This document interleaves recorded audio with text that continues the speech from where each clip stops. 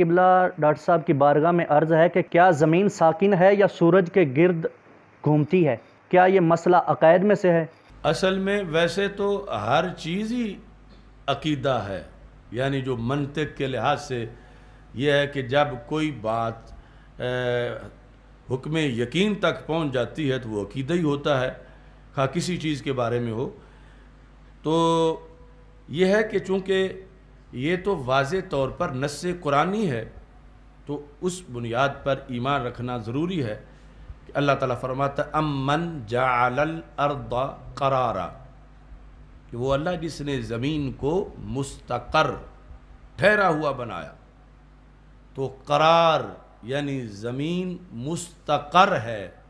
ٹھہری ہوئی ہے قرآنی نقطہ نظر سے۔ باقی سائنس جو ہے کبھی دا سن از سٹیشنری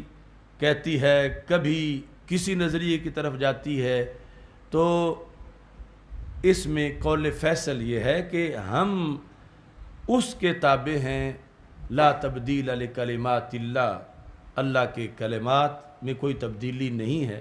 ہمارا وہ ایمان ہے، سائنس کو جب سمجھ آ جائے تو ٹھیک ہے، نہ آئے تو پھر ہم دین کے تابع ہیں، ہم سائنس کے تابع نہیں ہیں۔ یعنی یہ نہیں کہ دین کو سائنس کے تابع کیا جائے، سائنس آ کر سلام کرتی ہے، اگر خوش قسمتی ہے ان کی سمجھ آ گئی تو ٹھیک ہے، ورنہ وہ نظریات بدلتے رہتے ہیں۔ کبھی ایک سائنسدان کا ایک نظریہ ہے، دوسرے کا اس کے خلاف ہے، تیسرے کا ان دونوں کے خلاف ہے، پھر کبھی پہلا جو ہے وہ اپنا بدل رہا ہے۔ تو جب قرآن میں واضح آ چکا ہے تو اس کو ایسے ہی ماننا چاہیے۔ ہمارے استاد محترم علامہ عطا محمد بندیالوی رحمہ اللہ تعالی، ان کے پاس پڑھتے ہوئے اس پر ہم بحث کر رہے تھے، چونکہ وہ سوال و جواب بڑے تند و تیز ہوتے تھے۔ تو استاد صاحب فرمانے لگے کہ جتنا بڑا یہ کرہ ہے، زمین کا کرہ ارض، اگر اس میں ارتعاش اور حرکت مانی جائے تو اس میں تو منٹ کا زلزلہ برداشت نہیں ہوتا۔ تو یہ ساری ہی اگر چکر لگا رہی ہے تو اتنا بڑے وجود سے تو ہر کونے پر اندھیریاں آ جانی چاہیے، کیونکہ ایک تو ہے نا چھوٹا سا پہیہ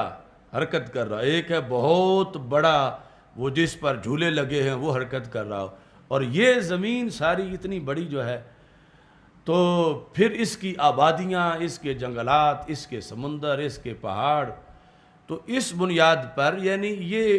محض چھوٹی سی عقلی دلیل، ورنہ کائنات جو رب نے بنائی ہے ہماری چھوٹی چھوٹی عقلوں میں آتی نہیں کہ اس کا نظام کس طرح کا اس نے بنایا ہوا ہے۔ یہ تابع قرآن کے ہوتے ہوئے یہ دلیل دی، ورنہ امن جعل الارض قرارا، ہمیں تو اس پر ہی قرار ہے کہ اللہ تعالیٰ نے زمین کو مستقر فرمایا ہے۔